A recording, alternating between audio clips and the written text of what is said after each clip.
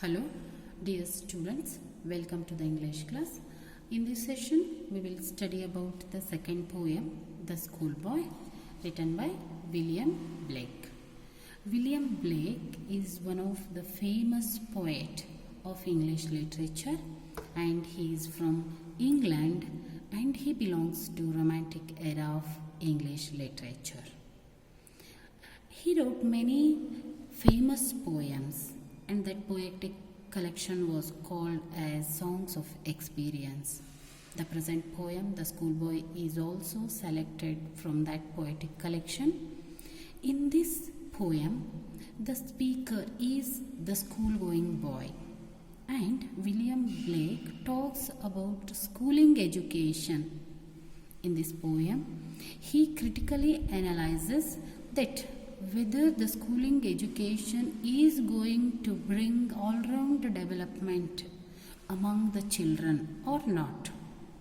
See, he compares between schooling, he bring comparison between schooling education and naturally that all-round development happened in between or among the nature. Whether in the early age children are sent to school or they were let free in the nature. In these two ideas he talks in this poem. In the first three stanzas, the school-going boy, he shares his schooling education, his formal education, and whatever the experiences he's going to have in that formal education. And in the last three stanzas, William Blake talks and he critically analyzes whether the all-round development is happen with the schooling education, or if we let the child freely in the nature, that is going to develop bring all-round development among the children. Okay, that critical analysis will be done at the end of this poem. In the initial stanzas, we see that how that schoolboy that schoolboy is going to have his experience in those four walls called school. How he is going to feel and experience in that four walls. Okay, now we will study about the poet William Blake. A note on the poet. William Blake, born in the year 1757 and died in the year 1827. Poet and painter. He was not only a famous English poet, but also he was a good painter also. Then was born in Soho, in England. He was born in a famous town called Soho, and he was son of Hosier. He had little formal education. Formal means schooling education. He was not well educated.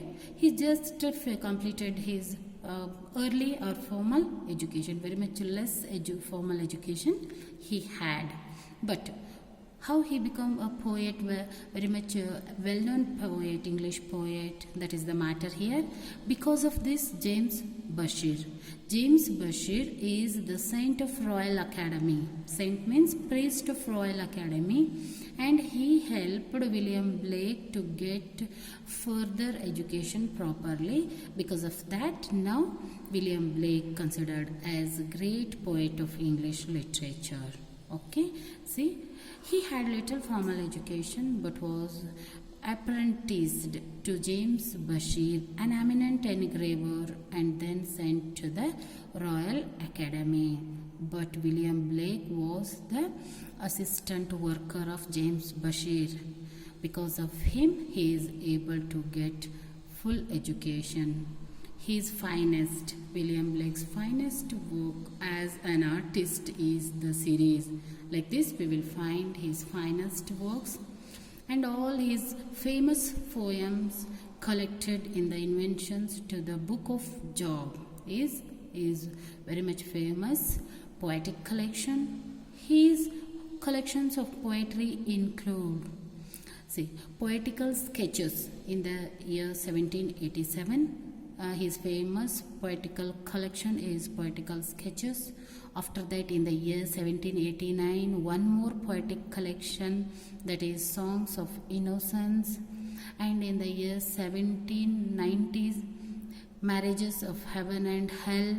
And in the year 1794, Songs of Experience. Like this, many poetic collections he wrote and he introduced to the English literature, and he belongs to the Romantic era of English literature. So he was considered as great poet of English literature. The present poem, The Schoolboy, is a lyrical form of the Songs of Experience. This lyrical form of poem is taken and selected from his poetic collection called Songs of Experience. Okay, dear students, we will study the poem in detail. First, we will just go through with the poem. Okay, The Schoolboy.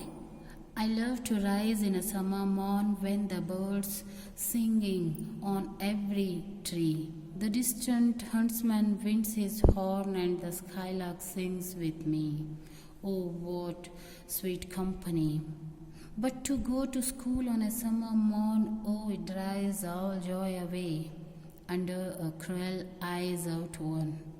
The little ones spend their day in sighing and dismay.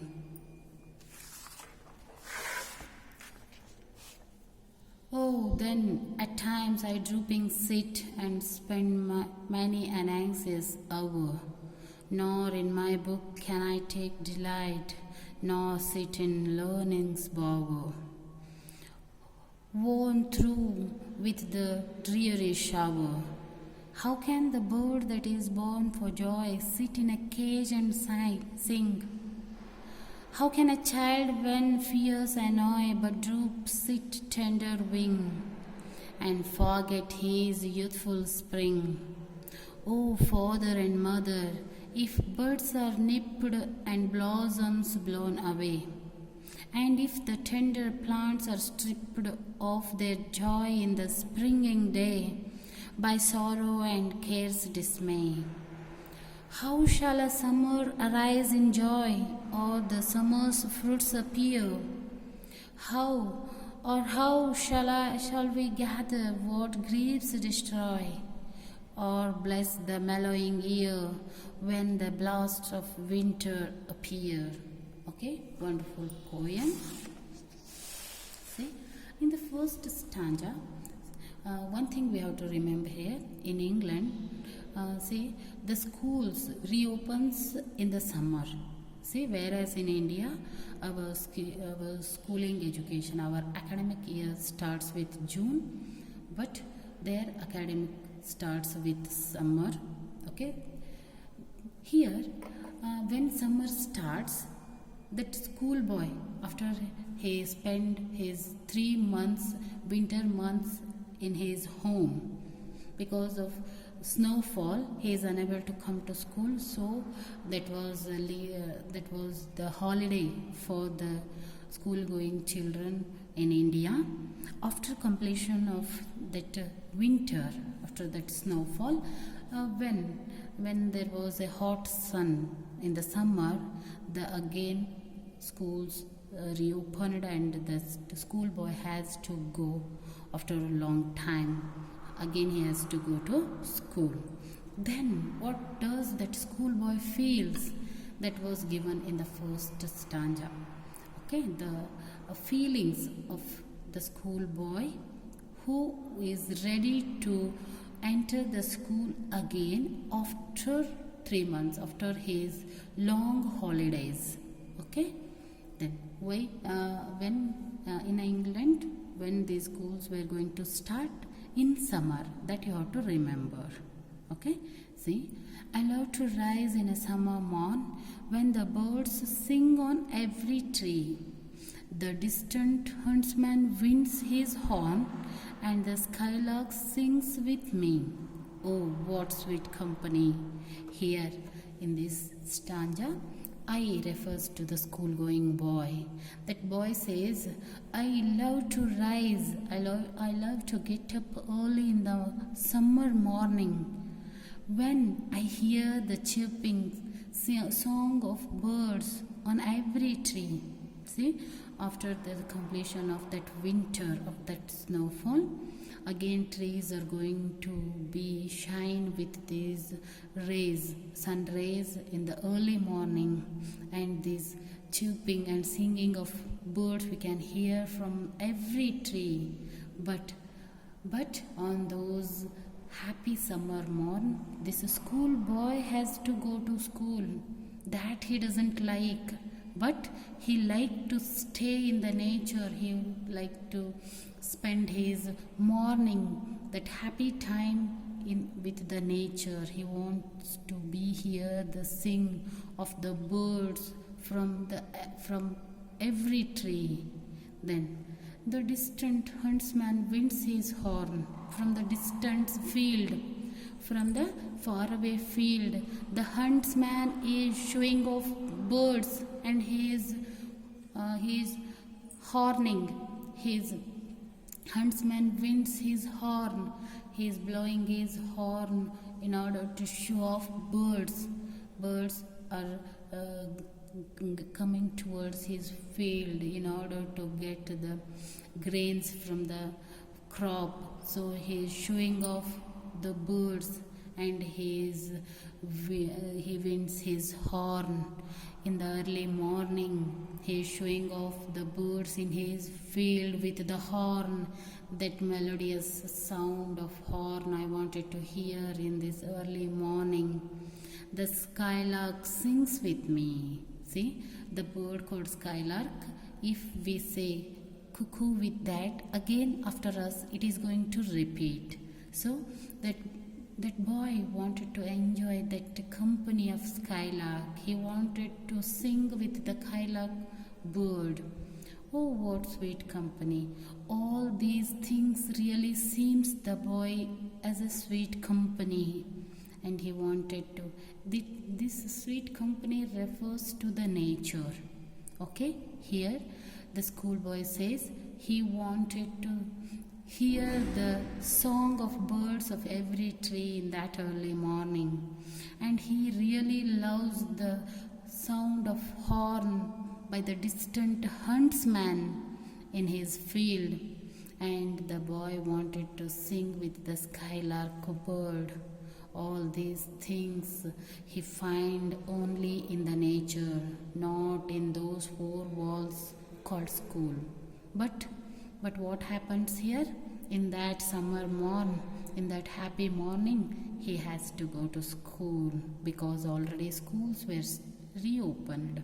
He has to go. So he feels that some more days he wanted to spend his time along with nature, because nature offers really a sweet company. Nature offers him a really happy company.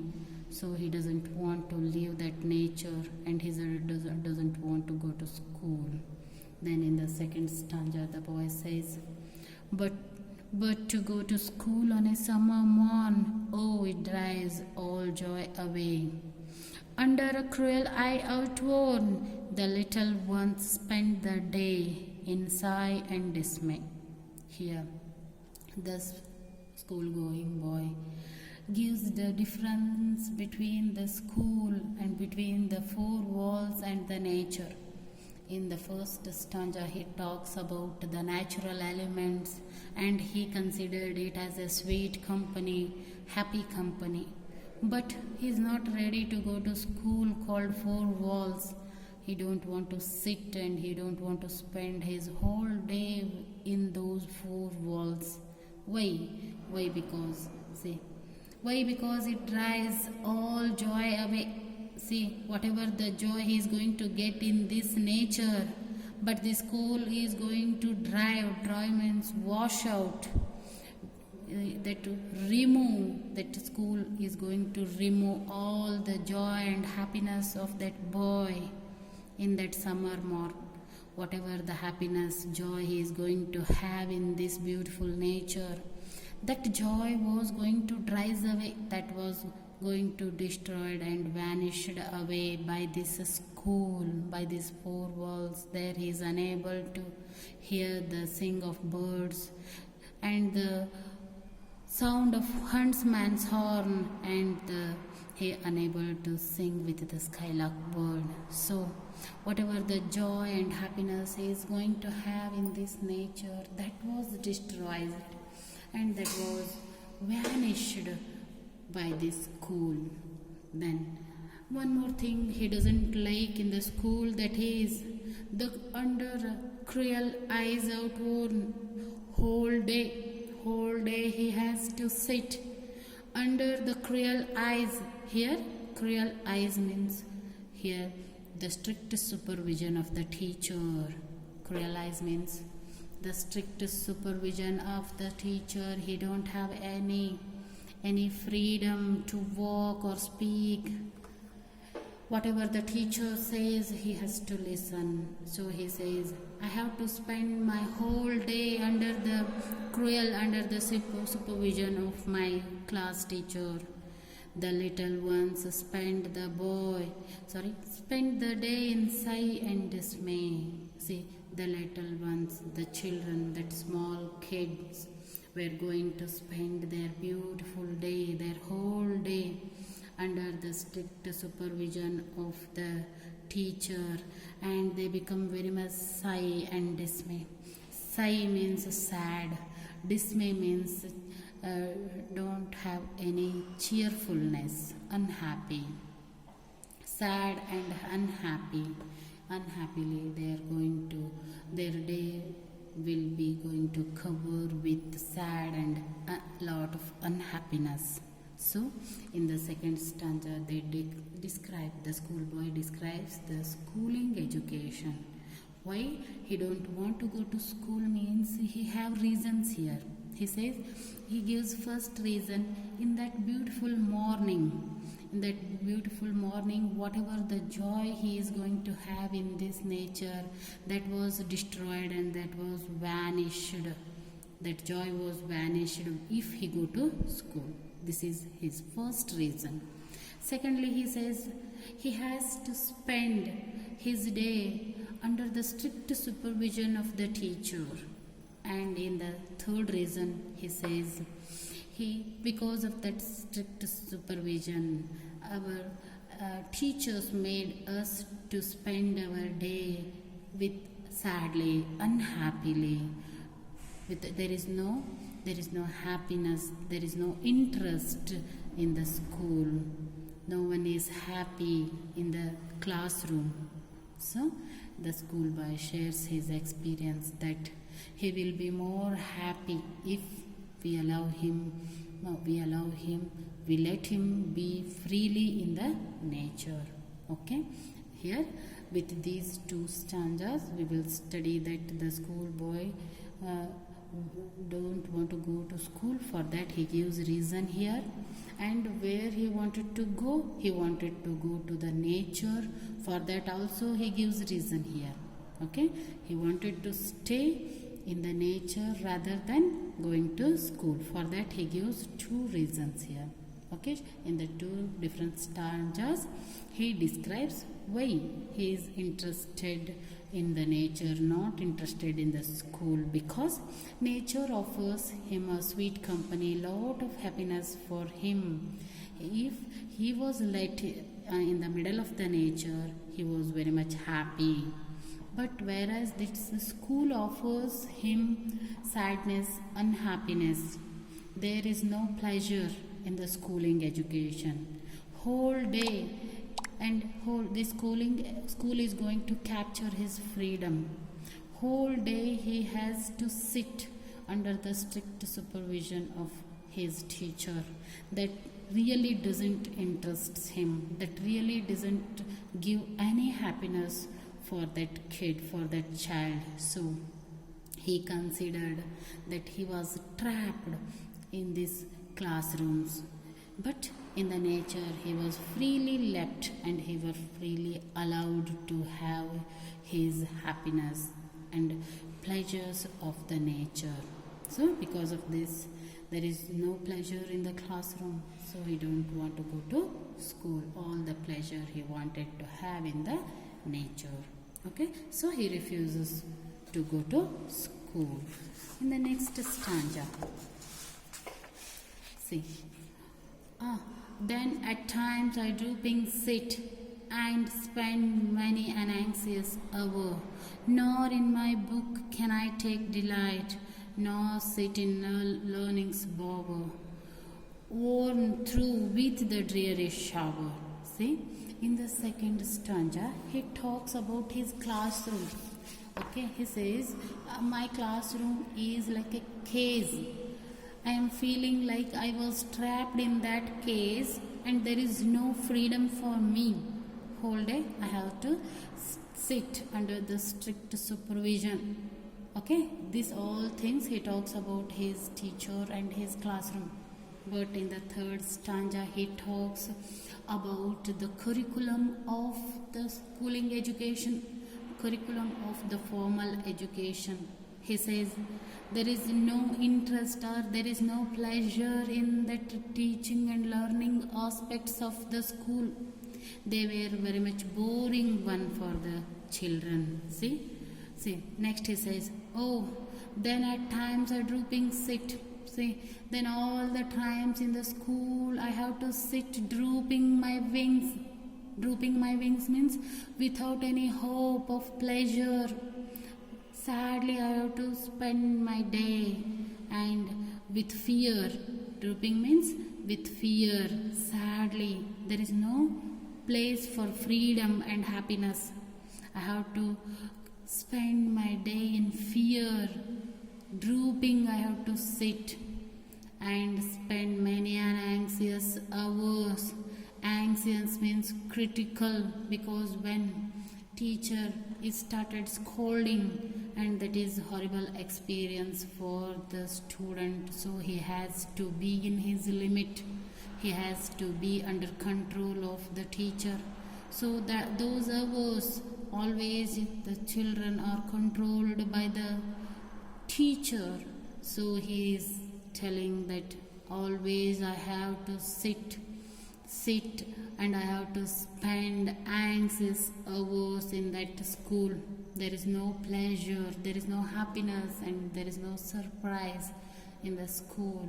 Always they were going to trap us. There is no freedom for us, and we have to spend our time in fear. That those anxious hours I don't want to spend because of fearness. See, nor in my book can I take delight. Delight means happiness, pleasure. There is no pleasure in my textbooks also. See, my teacher is teaching us so many things. He is teaching us poems, lessons, stories, but we may not find any delight in that teaching and in that reading and writing experiences. Nor sit in learning's bower. See, I am not feeling any happiness to sit in learning's bower. Learning's bower means his peer group, his company of his schooling friends. See, that schooling friends company is also not seems very much happy one, delight one, because all are feared, all are trapped and captured in those four walls. No one is happy. So I am not feeling that happy company. My schooling company is not happy one for me, not delightful for me. See, in these two lines the boy says, I am not feeling delighted with the textbook also, as I am not feeling delighted with my peer group also, with the learning bowers also, with my friends also. See, worn through with the dreary shower whole day. Worn through means wear means put on something like that. Whole day we are covered and we are showered with dreary shower. Dreary means not interested things of that curriculum, of that teaching, learning aspects. See, whole day we are showered with uninterested things. There is no delight, there is no happiness in those things, but we are unable to protect. We have to bear that. Like this whole day we are spending our day with lot of fear, with lot of unhappiness, and there is no pleasure and there is no freedom for us. Drooping, we have to sit, we have to spend our many hours with anxious. There is no happiness in books, there is no happiness in the pair groups also. Like this whole day we are showered with dreary aspects. Dreary means undelightful, unhappy aspects of the schooling education. For that also he refuses, that there is no happiness in the schooling education. Okay, in the third stanza, the schoolboy talks about his textbooks, his pair groups, and he says why again he don't want to go to school. He gives some more reason. In the second stanza he says there is no freedom for him. Whatever the sweet company he is going to have in the nature, that was vanished, removed from his life if he entered those four walls. And he says he has to spend his day under the strict supervision of the teacher. So his day seems him like sighing and dismay. Dismay means there is no hope and there is no happiness.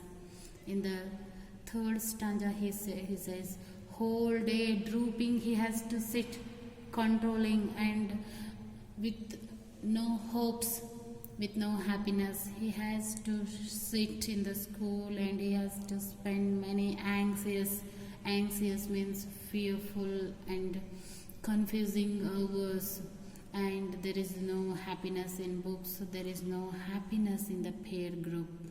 All this schooling education seems him like a dreary shower, continuous showering.